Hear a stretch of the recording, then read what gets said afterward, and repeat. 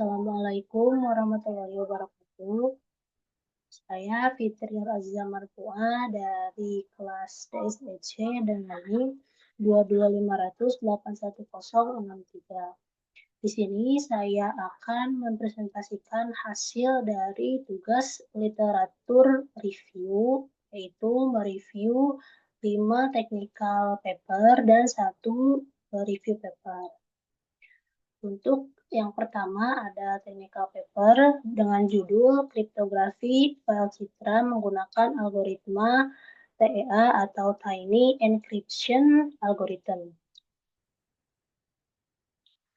Untuk masalah utamanya dalam penelitian ini, bagaimana mengamankan file citra digital dengan ancaman cryptanalysis dengan menggunakan algoritma TEA atau Tiny Encryption Algorithm.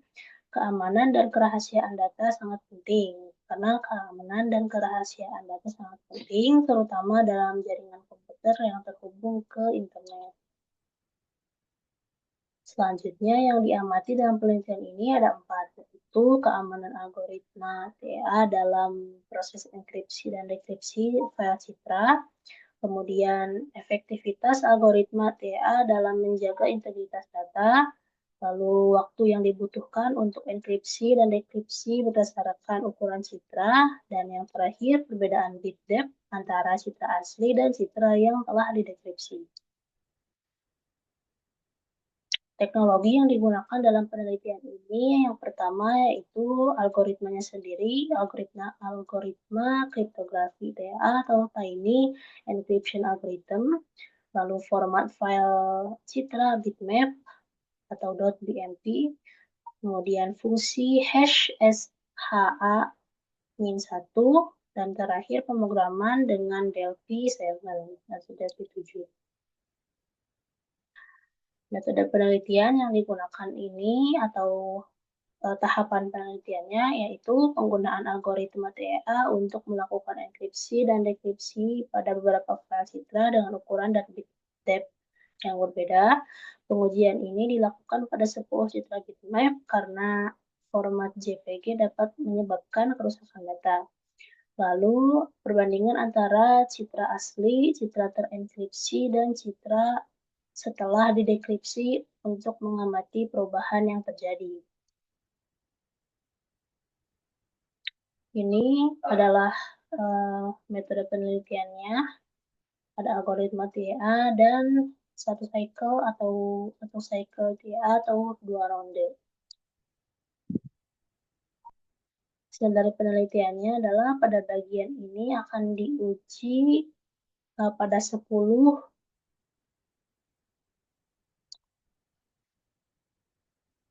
hasil dari penelitiannya itu pada bagian ini akan diuji pada 10 citra dengan kunci yang berbeda, di mana ada gambar-gambar yang citra aslinya seperti ini, ketika dienkripsi hasilnya akan buram, dan ketika setelah didekripsi akan kembali menjadi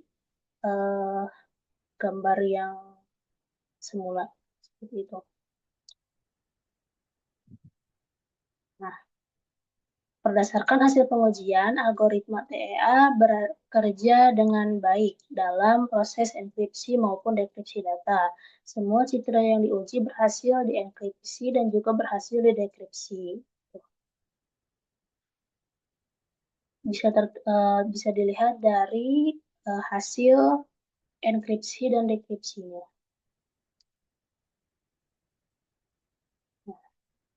Berdasarkan hasil pengujian pada proses enkripsi dan dekripsi bit gambar awal atau citra asli yang bernilai 24 akan diubah menjadi 32 agar menghasilkan kualitas gambar yang maksimal. Dengan pixel yang sama, ketika setelah dienkripsi dan didekripsi, yang berbeda adalah hanya bit depth-nya saja. Itu yang setelah dienkripsi itu 24 dan setelah didekripsi itu 32 agar hasil kualitas gambarnya lebih maksimal. Kesimpulannya adalah TEA adalah algoritma yang cocok untuk enkripsi dan dekripsi file citra karena keamanannya tinggi dan prosesnya cepat. Semakin besar ukuran citra, maka semakin lama proses enkripsi dan dekripsi datanya. Terdapat perubahan bit depth pada citra setelah proses dekripsi.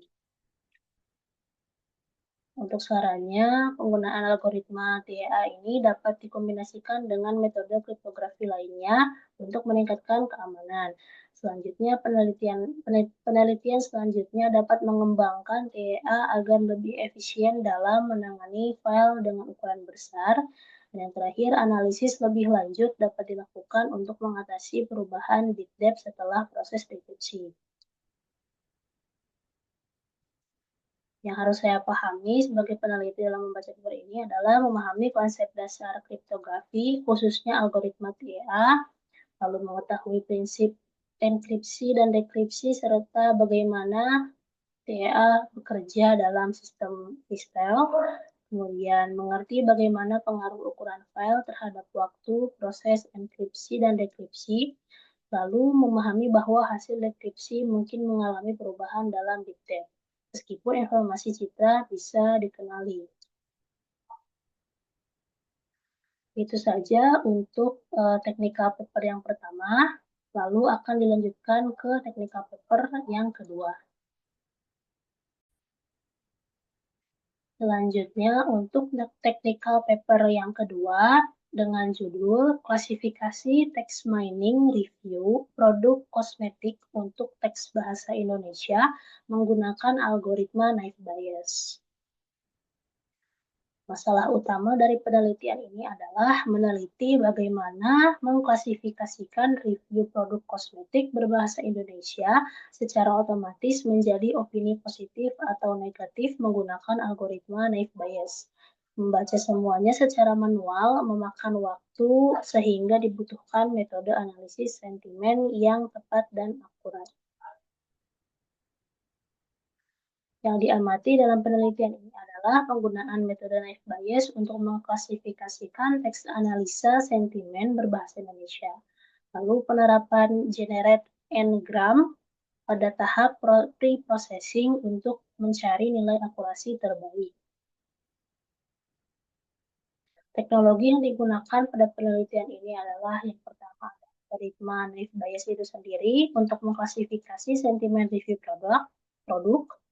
Lalu yang kedua ada generate n-gram, di mana ini merupakan teknik untuk meningkatkan akurasi model dengan mempertimbangkan kombinasi kata.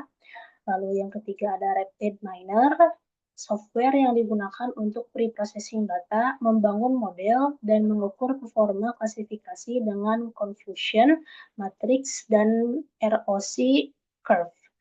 Lalu yang keempat ada tenfold cross validation, di mana ini merupakan teknik validasi untuk menguji kestabilan model dengan membagi dataset ke dalam 10 bagian dan melakukan pelatihan serta pengujian secara bergantian. Dan yang terakhir ada confusion matrix dan ROC curve, yaitu digunakan untuk mengevaluasi performa model berdasarkan akurasi, sensitivity, specificity, dan nilai AUC atau area under curve. Metode penelitian atau tahap penelitian pada penelitian ini adalah pengumpulan data di mana menggunakan data review produk kosmetik dari situs familydaily.com dari 100 review positif dan 100 review negatif. Yang kedua, pengolahan awal data di mana menggunakan pre-processing agar teks yang noise dihilangkan. Lalu yang ketiga, evaluasi dan validasi hasil untuk mendapatkan nilai akurasi terbaik menggunakan cross-validation, confusion matrix untuk menghitung akurasi dan nilai training cycle, serta area under curve atau AUC untuk melihat kualitas olahan data pada ROC curve. Dan ini merupakan model dari metode penelitiannya.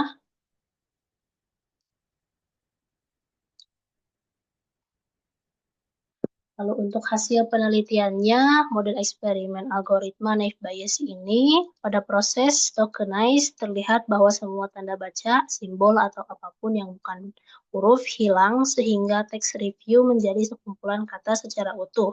Untuk proses filter stop word, karena review yang diambil menggunakan teks bahasa Indonesia, maka yang digunakan pada RapidMiner adalah filter stop word dictionary.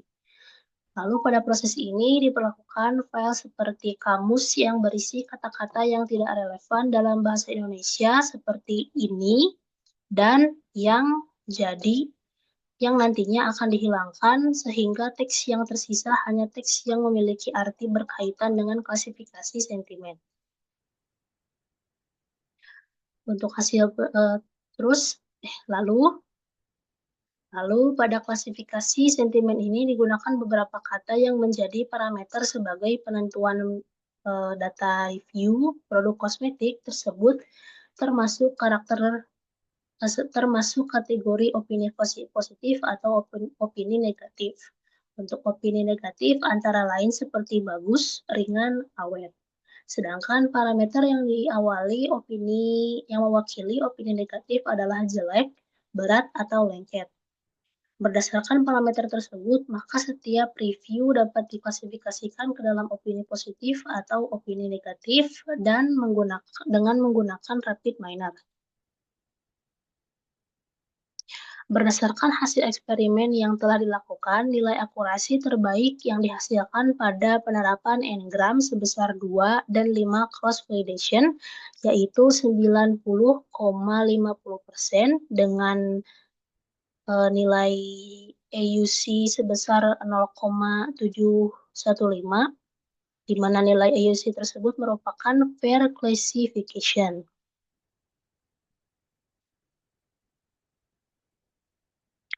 Lalu untuk hasil pengujian algoritma naive Bayes. Berdasarkan tabel confusion matrix menunjukkan bahwa jumlah true positif atau TP adalah 94 opini dan false negatif atau FN sebanyak 6 opini. Berikutnya 8 opini untuk true negatif atau TN dan 13 opini untuk false positif. Dan berdasarkan tabel di atas, nilai yang dihasilkan adalah nilai akurasinya sebesar 90,50%, lalu sensitivity-nya sebesar 94%, dan spesifisity-nya 87%, untuk PPV sebesar 87,85% dan untuk NPV sebesar 93,55%.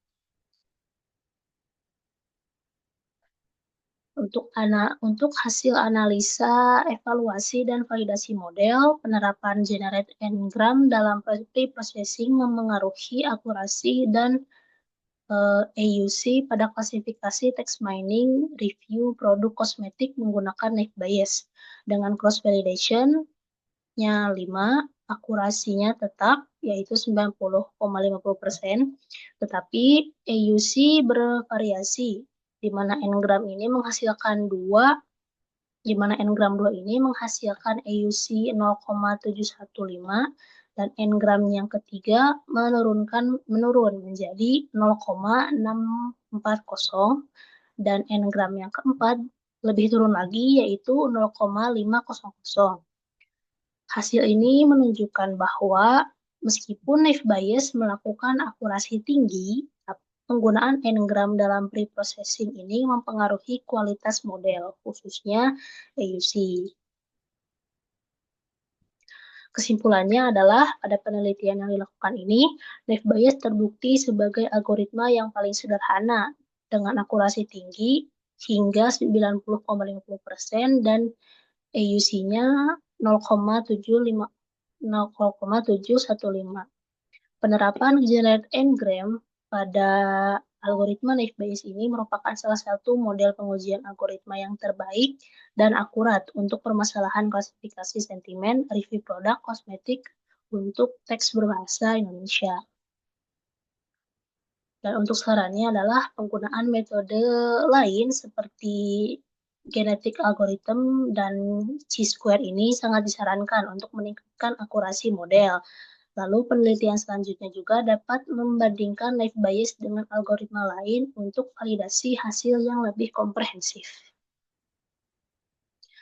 Yang harus dipahami sebagai peneliti dalam membaca paper ini adalah dasar dari naive Bayes, yaitu memahami bagaimana algoritma bekerja dalam klasifikasi teks, kemudian konsep sentimen analisis dengan di mana kemudian konsep sentimen analis yang bagaimana data teks dapat diklasifikasikan dalam kategori opini positif atau negatif.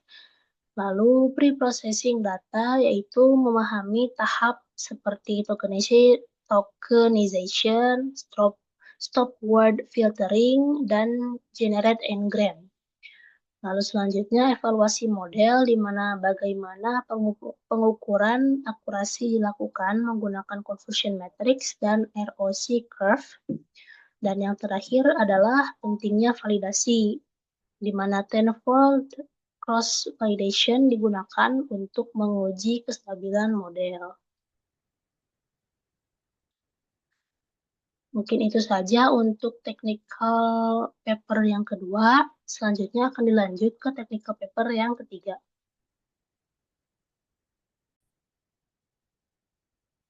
Selanjutnya untuk technical paper yang ketiga dengan judul Kaji Terap Kecerdasan Buatan di Badan Pengkajian dan Penerapan Teknologi.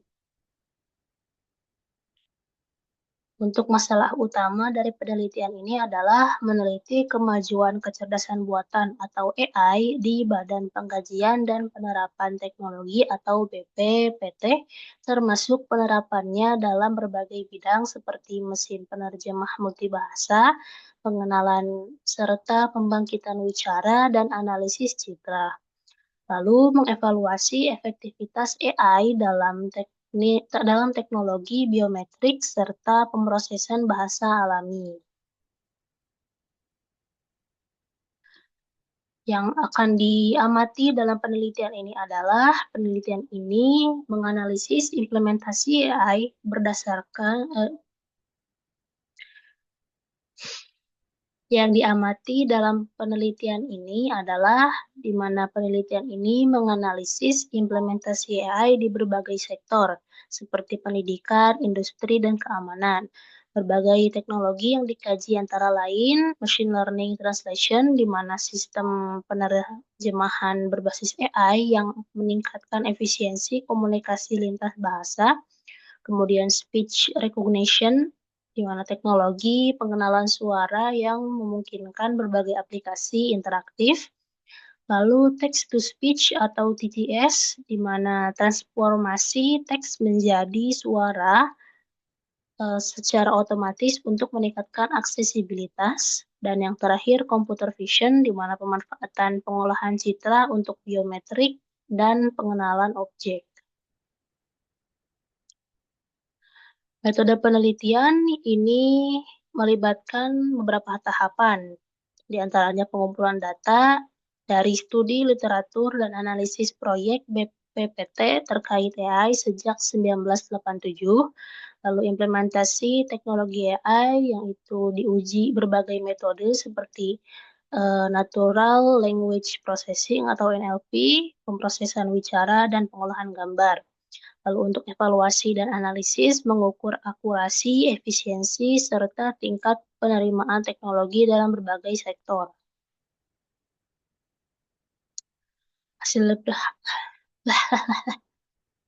Hasil dari penelitian ini adalah machine translation, di mana telah membantu meningkatkan komunikasi lintas bahasa di pemerintahan dan bisnis, meski masih memiliki tantangan dalam akurasi.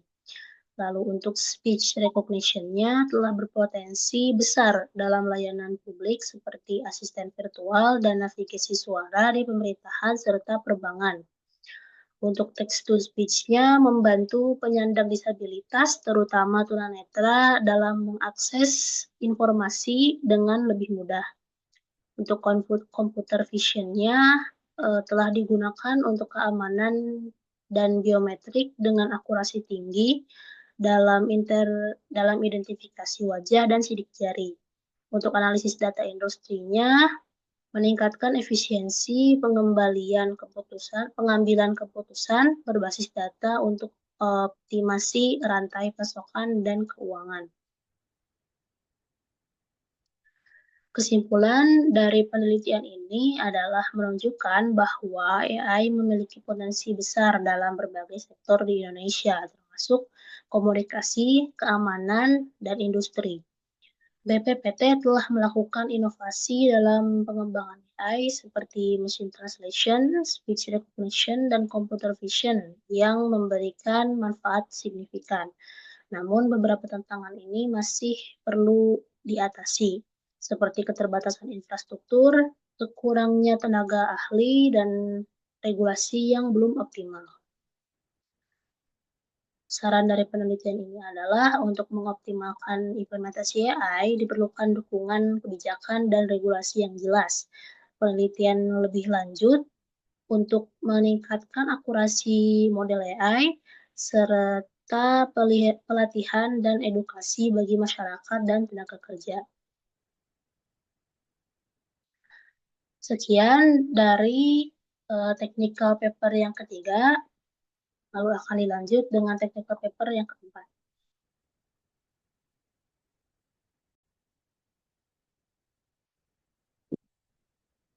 Untuk technical paper yang keempat dengan judul Tinjauan Human Computer Interaction atau HCI, jelek bet.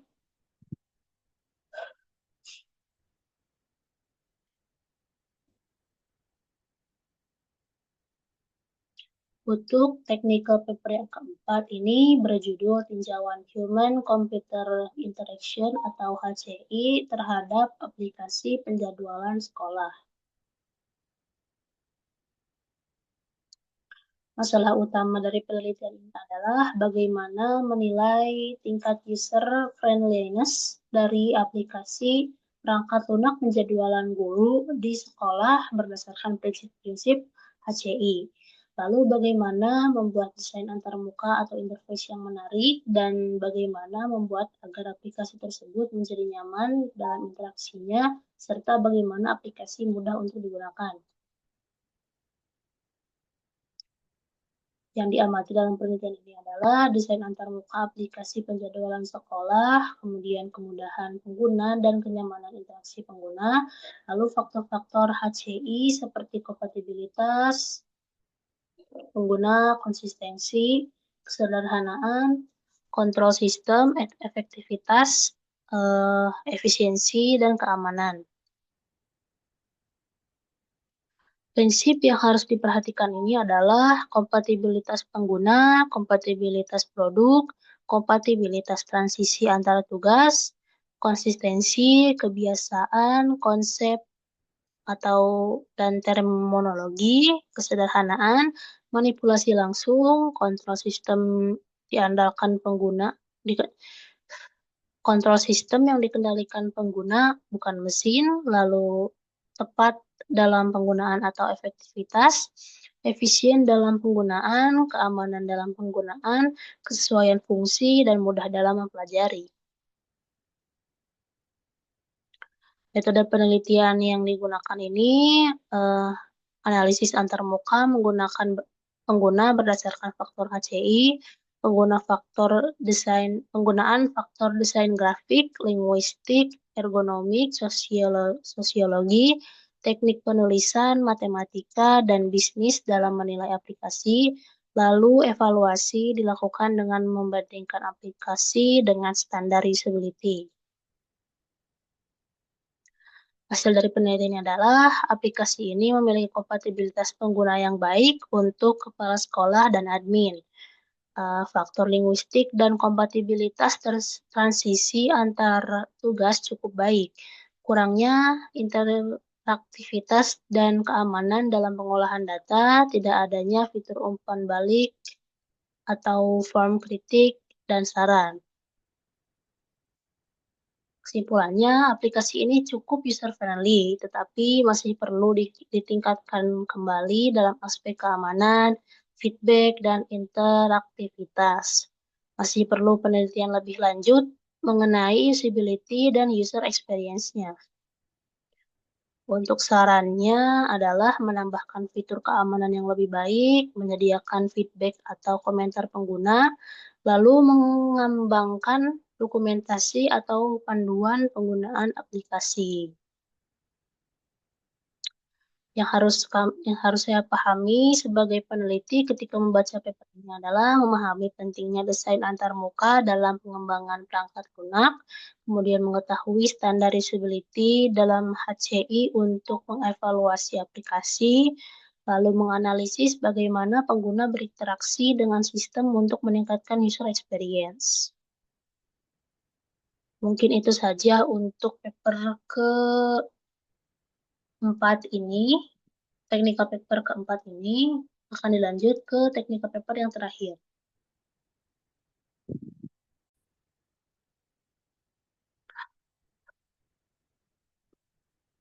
Untuk technical paper yang kelima ini berjudul penerapan model Human Computer Interaction atau HCI dalam analisis sistem informasi. Masalah utama pada penelitian ini adalah bagaimana konsep HCI dapat diterapkan dalam analisis sistem informasi, khususnya sistem administrasi sekolah atau SAS online di DKI Jakarta. Bagaimana sistem dapat memberikan kenyamanan pengguna, bagaimana kesesuaian suatu sistem dengan pengguna melalui suatu analisis terhadap daya guna sistem. Hal yang diamati dalam penelitian ini adalah evaluasi usability SAS berdasarkan 5 kriteria Jacob-Nielsen, yaitu learnability, efficiency, memoriability, errors, dan satisfaction. Lalu, seberapa jauh konsep HCI diterapkan dalam SAS ini dan kelemahan dalam sistem yang dapat menghambat interaksi pengguna. Kriteria yang mencakup HCI ini adalah learnability, di mana kemudahan pengguna dalam memahami sistem pada pertama kali digunakan, lalu efisiensi, di mana seberapa cepat dan mudah pengguna menyelesaikan tugasnya menggunakan sistem, lalu memorability, kemudahan pengguna mengingat langkah-langkah yang sudah dilakukan sebelumnya, lalu errors, di mana tingkat kesalahan yang terjadi dalam sistem dan kemampuan pengguna untuk mengatasinya. Lalu yang terakhir adalah satisfaction, tingkat kepuasan pengguna dalam menggunakan sistem, baik dari segi tampilan maupun fungsionalitas.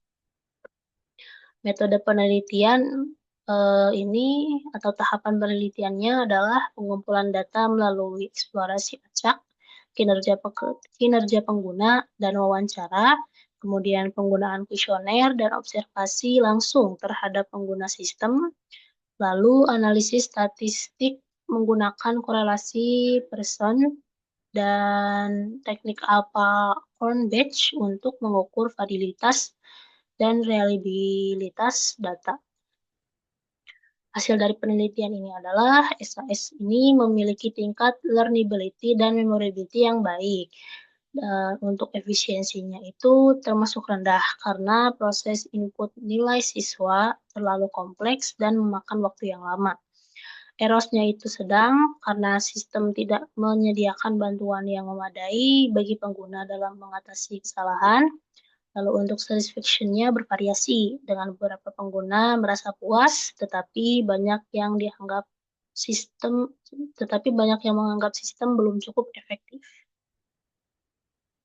Kesimpulannya adalah SAS ini sudah menerapkan beberapa fungsi HCI dengan baik, tetapi masih memiliki kelemahan dalam efisiensi dan error handling. Sistem ini perlu ditingkatkan agar lebih mudah digunakan dan lebih efisien dalam pengolahan data. Dan sarannya adalah menyediakan fitur panduan pengguna atau resource manual, lalu menyediakan fitur bantuan atau help untuk memudahkan perbaikan kesalahan, lalu menambahkan fitur feedback untuk meningkatkan kepuasan pada pengguna. Mungkin itu saja untuk technical paper yang kelima. Lalu akan dilanjut ke paper yang terakhir, yaitu review paper. Selanjutnya ada uh, paper yang terakhir, yaitu review paper dengan judul Generative Artificial Intelligence, a Systematic Review and Applications,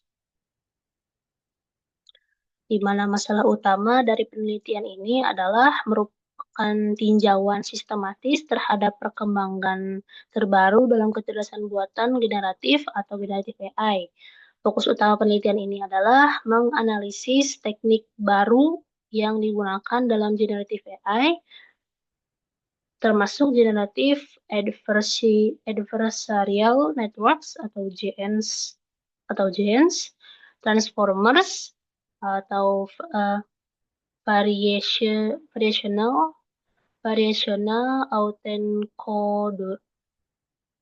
autoencoders atau FAS dan diffusion models.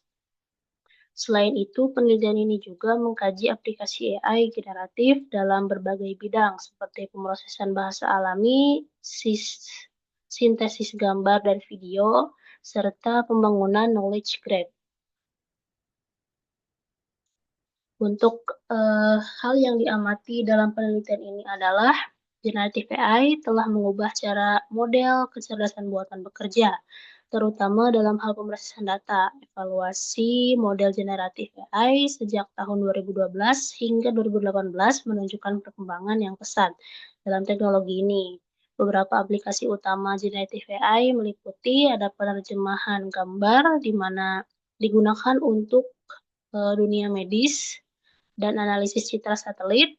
Kemudian ada sintesis video di mana dimanfaatkan dalam pembuatan deepfake dan animasi. Lalu pemrosesan bahasa alami atau NLP diterapkan dalam pembuatan teks dan chatbot.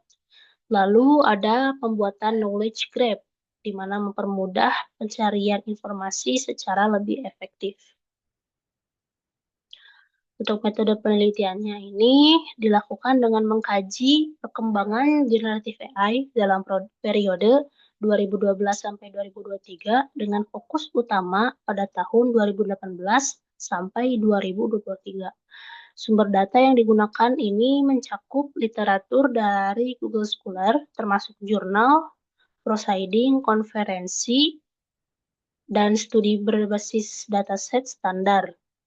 Lalu kata kunci utama yang diteliti meliputi JNS, Transformers, VAS, Diffusion Models, Image Translation, Video Synthesis, NLP, dan Knowledge Graph Generation. Lalu untuk paper yang dianalisis harus peer-reviewed dan memberikan kontribusi terhadap perkembangan generatif AI. Hasil dari penelitian ini adalah peningkatan kualitas penerjemahan gambar model seperti Pix-to-Pix, CycleGen, dan Transformers telah meningkatkan akurasi penerjemahan gambar, terutama dalam aplikasi medis dan citra satelit.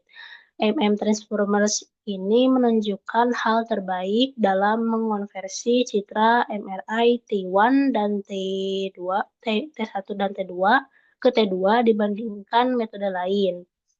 Untuk kemajuan dalam face swapping dan video sintesis model DAGEN++ ini mampu meningkatkan akurasi dalam penggantian wajah pada video. Selain itu, StyleTalker berhasil menciptakan video berbasis audio dengan sinkronisasi bibir dan ekspresi wajah yang lebih alami dibandingkan model sebelumnya. Lalu ada performa NLP yang meningkatkan model seperti BERT dan GPT telah menunjukkan kinerja yang sangat baik dalam tugas NLP, termasuk Named Entity Recognition atau NER, ringkasan teks, dan menjawab pertanyaan. Pada dataset ConLL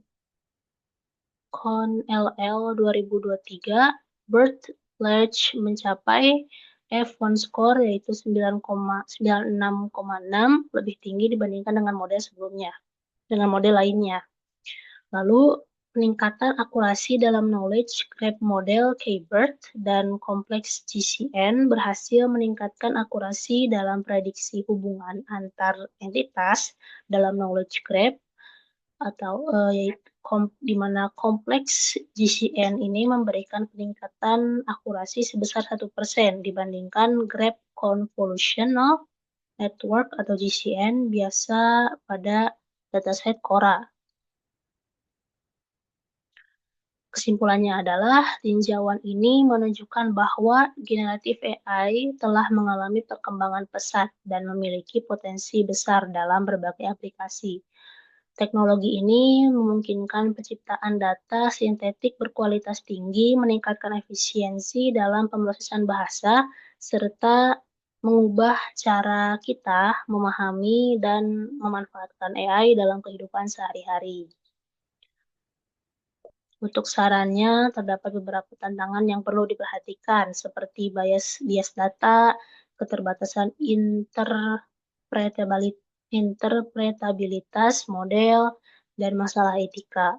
Oleh karena itu, perlu dilakukan langkah-langkah berikut untuk memastikan perkembangan AI yang lebih bertanggung jawab, yaitu penyusunan struktur yang lebih jelas, di mana memanfaatkan tabel ringkasan untuk membandingkan model AI generatif, lalu analisis performa yang lebih mendalam, di mana melakukan pembahasan lebih lanjut mengenai keunggulan dan kelemahan setiap model dengan metrik kuantitatif, lalu implikasi praktis yang lebih luas, di mana mengidentifikasi lebih banyak penerapan nyata dalam industri, seperti sektor kesehatan dan bisnis. Kemudian eksplorasi etika dan tantangan, di mana menyelidiki lebih lanjut aspek etika dalam penggunaan generatif AI, terutama terkait deepfake dan bias model. Lalu yang terakhir, arah penelitian di masa depan, di mana memprediksi perkembangan generatif AI dalam 5-10 tahun ke depan, dan mengeksplorasi potensi inovasi baru dalam bidang ini. Terima kasih. Sekian dari presentasi yang sudah saya jelaskan, yaitu dari 5 technical paper dan 1 review paper. Terima kasih atas perhatiannya. Mohon maaf apabila ada kekurangan ketika penyampaian atau kata-kata yang kurang jelas. Wassalamualaikum warahmatullahi wabarakatuh.